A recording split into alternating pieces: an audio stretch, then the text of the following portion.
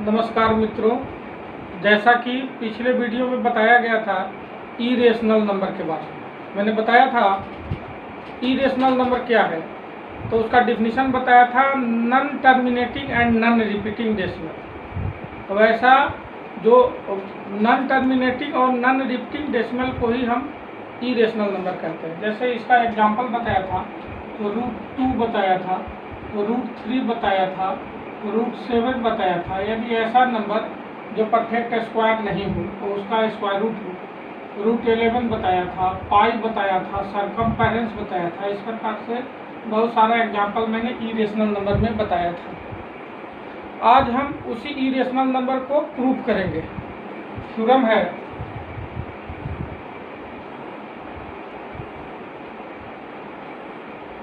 √2 is an irrational. इसको prove करना है। √2 इज एन इरेशनल। √2 इरेशनल कैसे है? तो इसमें एक मेथड होता है, मेथड ऑफ कंट्राडिक्शन बोला जाता है उसको। मेथड ऑफ कंट्राडिक्शन क्या है?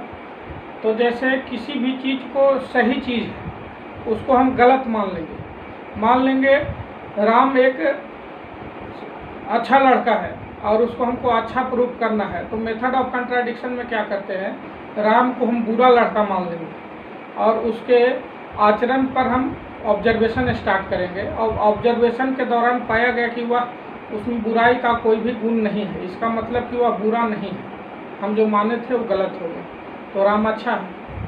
तो इसको हम लोग कहते हैं method of contradiction. Method of contradiction, method of contradiction. इस मेथड से हम लोग √2 is an irrational number prove करेंगे। कैसे करेंगे? तो इसमें मान लेंगे प्रूफ जब इसका लिखेंगे तो लिखेंगे suppose √2 is a rational whose form is A upon B, where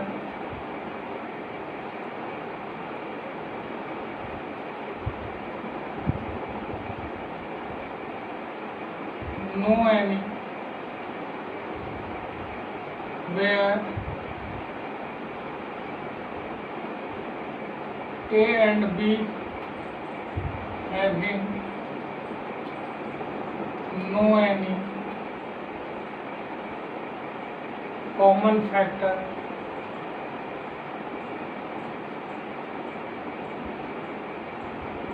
other than one। इसका मतलब है कि A बटा B जो है वह सिंपलेस्ट फॉर्म में, A अपॉन B जो है वह सिंपलेस्ट फॉर्म में। यानी ऐसा न लिख के हम ये भी लिख सकते हैं, आपको किताब में मिलेगा या कहीं पे मिलेगा कि where A and B have co-prime, A and B are co-primes. Co-primes का मतलब भी वही होता है। को-प्राइम्स का मतलब क्या होता है? को-प्राइम्स, को-प्राइम मिलेगा। को-प्राइम का मतलब होता है having no any common factor other than one, having no any common factor other than one. जैसे प्राइम और को प्राइम में अंतर होता है। जैसे 2 और 3 प्राइम नंबर है, लेकिन 3 और 4 जो है को प्राइम हो जाता है। दोनों में अंतर है, प्राइम नंबर और को प्राइम में अंतर है। को प्राइम का डिफिनीशन है कि there is no any common factor other than one. 1 के छोड़ के उसका दूसरा कॉमन फैक्टर नहीं होता है। तो 3 और 4 में 1 के अलावा दूसरा कोई कॉमन फैक्टर नहीं है। 7 और 8 भी क्या है? को प्राइम। तो ऐसे भी हम लोग लिख सकते हैं और थोड़ा ज़्यादा अच्छा रहेगा कि इस प्रकार से हम लिख देंगे, को प्राइम ना लिख के लिख देंगे कि A and B having no any common factor other than one. A और B का 1 के अलावा कोई फैक्टर नहीं है। और √2 को ऐसा रेशनल नंबर माना जो सिंपलेस्ट फॉर्म में है। कहने का मतलब है कि A upon B is in simplest form. हमको प्रूव करना है इरेशनल। तो मेथड ऑफ कंट्राडिक्शन में मैंने बताया था इरेशनल प्रूव करना है तो इसको रेशनल मान लेंगे। तो √2 इज इक्वल टू लिख सकते हैं a/b। तो √2 b बटा है तो इधर आएगा तो गुना हो जाएगा, √2b is equal to a on squaring both side, on squaring both side. दोनों रूट को हटाने के लिए दोनों तरफ स्क्वायर कर देंगे तो ये हो जाएगा 2b स्क्वायर। √2 का स्क्वायर करेंगे तो 2 हो जाएगा, b का स्क्वायर करेंगे b square is equal to a square.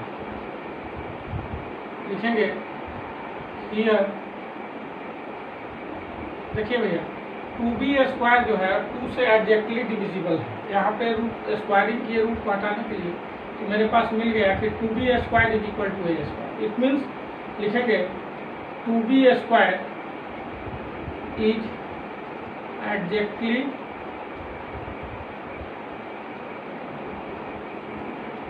Divisible by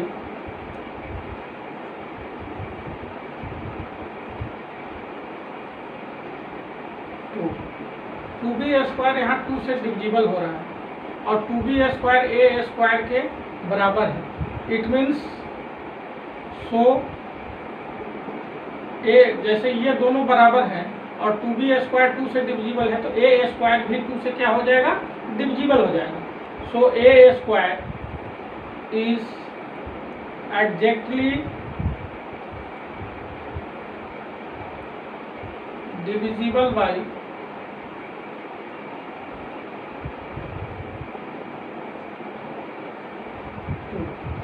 a square भी 2 से डिविजिबल हो जाएगा। क्यों भैया, क्योंकि 2b स्क्वायर और a स्क्वायर आपस में इक्वल है। तो 2b स्क्वायर 2 से डिविजिबल हो गया तो a स्क्वायर भी a से डिविजिबल हो जाएगा। और पिछला वीडियो में हम लोगों ने पढ़ा था कि अगर a स्क्वायर किसी नंबर से डिविजिबल है तो a भी उस नंबर से डिविजिबल होगा। If p divides a square then p also divides a, यही थ्योरम था। तो a स्क्वायर को p के जगह पर यहाँ 2 है, a स्क्वायर को 2 डिवाइड कर रहा है, इसका मतलब ना देयरफॉर या सो a is also divisible by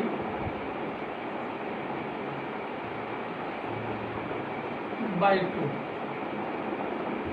a square अगर 2 से डिविजिबल है तो a भी 2 से डिविजिबल होगा। यह थ्योरम है, फंडामेंटल थ्योरम का सेकंड पार्ट मैंने बताया था। a is also divisible by 2, a भी 2 से डिविजिबल हो जाएगा। तो a जब 2 से डिविजिबल हो जाएगा, यहाँ इसको मैंने पहला मान लिया, फर्स्ट मान लिया, यहाँ दिखा दिया, लिख देंगे therefore a has 2 as its factor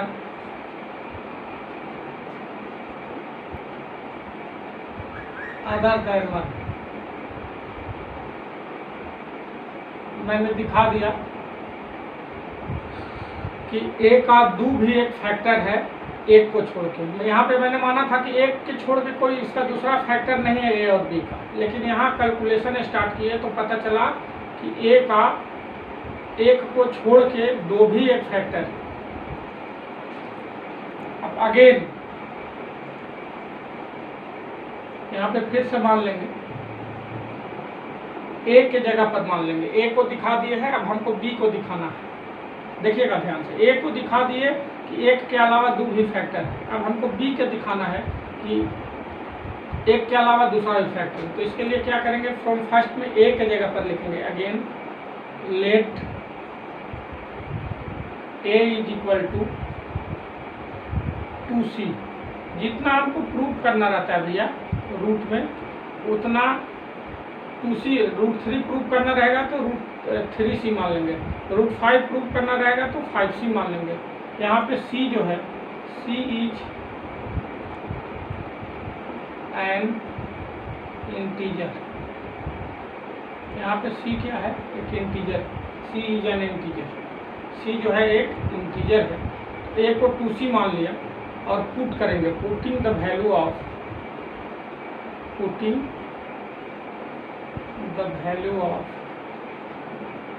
the value of a is equal to 2c इन 1। यहाँ पे इक्वेशन 1 में हम एक जगह पर 2c पुट करेंगे। अगर √3 प्रूफ करना रहता एक जगह पर 3c मान लेते, 5 प्रूफ करना रहेगा तो एक जगह पर 5c मान लेंगे। एक जगह पर 2c लिख रहे हैं तो 2b इक्वल टू पुट कर रहे हैं फर्स्ट में, एक जगह पर पुट करना है 2c, तो एक जगह पर 2c पुट करेंगे तो 2c का यहाँ क्या हो जाएगा स्क्वायर। यहाँ पे देखिए एक जगह पर 2b स्क्वायर यहाँ पे मतलब लिख दिया।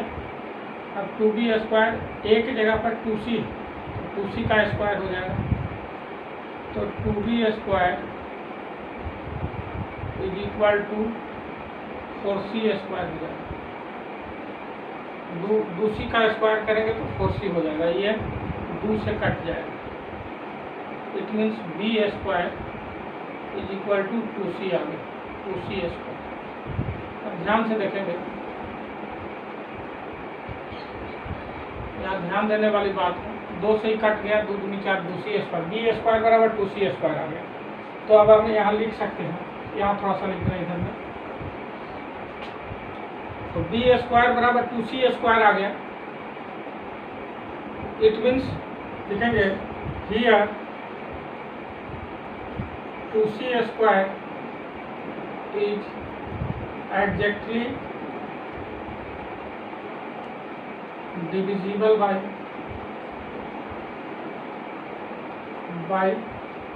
2।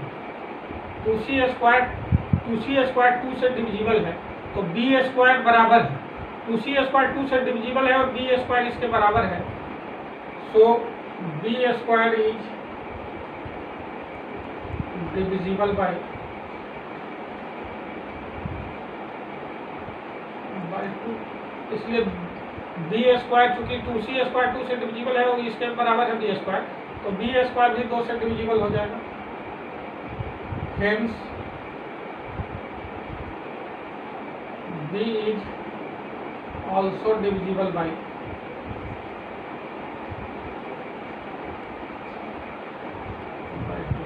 इसलिए b भी 2 से डिविजिबल हो जाएगा।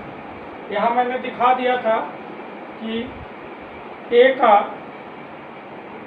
का अलावा 2 भी एक फैक्टर है, और यहाँ मैंने दिखा दिया कि b का एक का अलावा 2 भी एक फैक्टर है।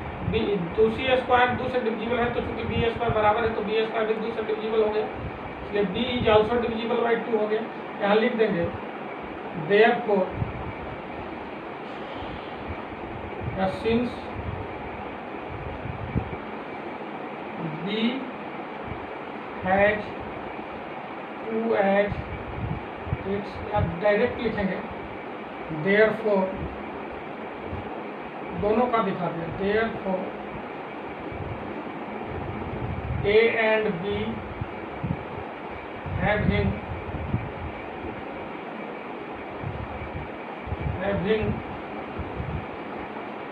2 as its common factor,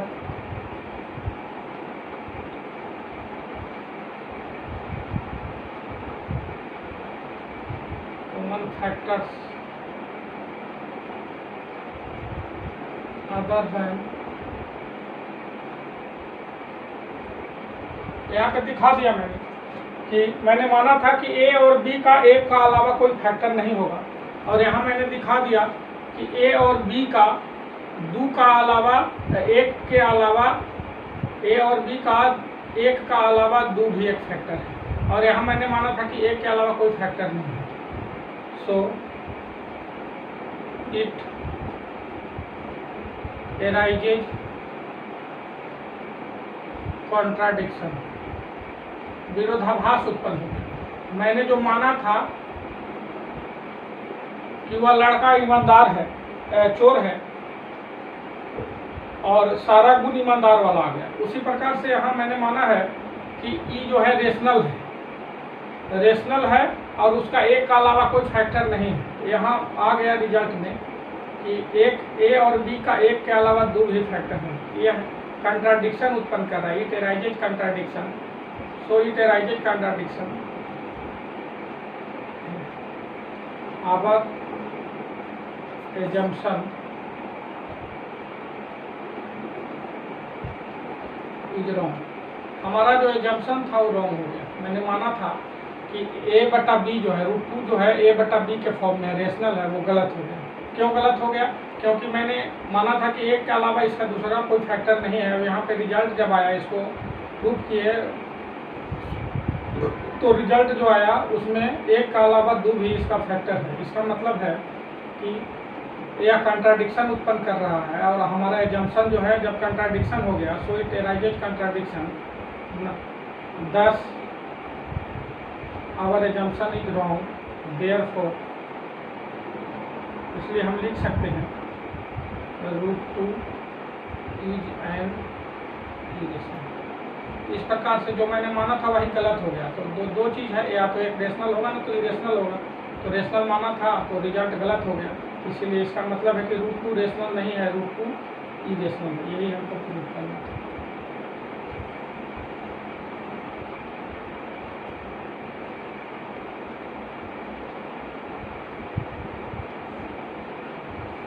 एक बार पुनः देख लेंगे पूरा, एक बार रिव्यू ले लेंगे।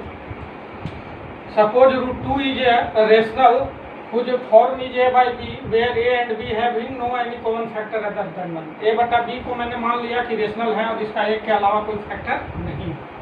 तो √2 बराबर a/b लिख दिए। यह कौन बटा में है तो इधर आके गुना हो गया। √2 भी बराबर है, रूट को हटाने के लिए हमने स्क्वायरिंग किए तो 2b² बराबर a² हो गया। यहाँ पे देखिए 2b² 2 से डिविजिबल है, तो a² इसके बराबर है, तो a² भी 2 से डिविजिबल हो गया। इसका मतलब है कि a भी 2 से डिविजिबल हो गया। थ्योरम बताया था मैंने कि if p divides a² then p also divides a, उसी पर a² को 2 डिविजिबल कर रहा है, इसलिए a भी 2 से डिविजिबल है। अभी इसको हम दिखा दिए कि a का 2 भी एक फैक्टर है एक के अलावा। यहाँ मैंने माना था कि एक ही फैक्टर है, दूसरा नहीं होगा, और रिजल्ट आया कि a का 2 भी एक फैक्टर है एक के अलावा। फिर आप क्या करें कि a का तो दिखा दिया, b को दिखाने के लिए a की जगह पर जितना यहाँ प्रूफ करना रहता है उतना c मान लेंगे। √2 प्रूफ करना है तो 2c मान लेंगे, √3 प्रूफ करना रहेगा तो 3c मान लेंगे। तो a बराबर 2c मान लिए, जहाँ पे c एक इंटीजर है और 2c का मान फर्स्ट में रख दिए a की जगह पर। तो 2c का स्क्वायर हो जाएगा, a² है तो 2c का स्क्वायर मैंने 2b² है, तो 2b² बराबर 4c² आ गया, 2c कट गया 2 मतलब, तो b² बराबर 2c² आ गया। 2c² आ गया तो 2c² 2 से डिविजिबल है, तो b² इसके बराबर है, तो b² भी डिविजिबल हो जाएगा 2 से। तो b² जब 2 से डिविजिबल है तो b भी 2 से डिविजिबल हो गया। इसका मतलब कि a और b का 2 भी एगो फैक्टर है, एक फैक्टर a और b का 2 भी है एक का अलावा। सो इट एराइजेज कंट्राडिक्शन, इसलिए यह कंट्राडिक्शन उत्पन्न करे। जो गलत चीज़ है उसमें विरोध उत्पन्न होता है, विरोध उत्पन्न हो गया कि नहीं ये कैसे होगा। मैंने माना था कि एक के अलावा इसका कोई दूसरा फैक्टर नहीं होगा, यहाँ 2 भी एगो फैक्टर हो गया। So our assumption is wrong, हमारा जो एजम्पशन है वो रॉन्ग हो गया। तो जब एजम्पशन रॉन्ग हो गया, जो मैंने माना था एजम्पशन था कि √2 इज ए रेशनल नंबर, ये एजम्पशन गलत हो गया रिजल्ट के आधार पर, कंट्राडिक्शन हो गया, तो आवर एजम्पशन रॉन्ग हो गया। अभी रॉन्ग हो गया इसका मतलब कि जो है राइट हो गया, तो √2 इज रेशनल। That's all. अगले वीडियो में हम लोग देखेंगे इसके प्रॉपर्टी, 4 प्रॉपर्टी है।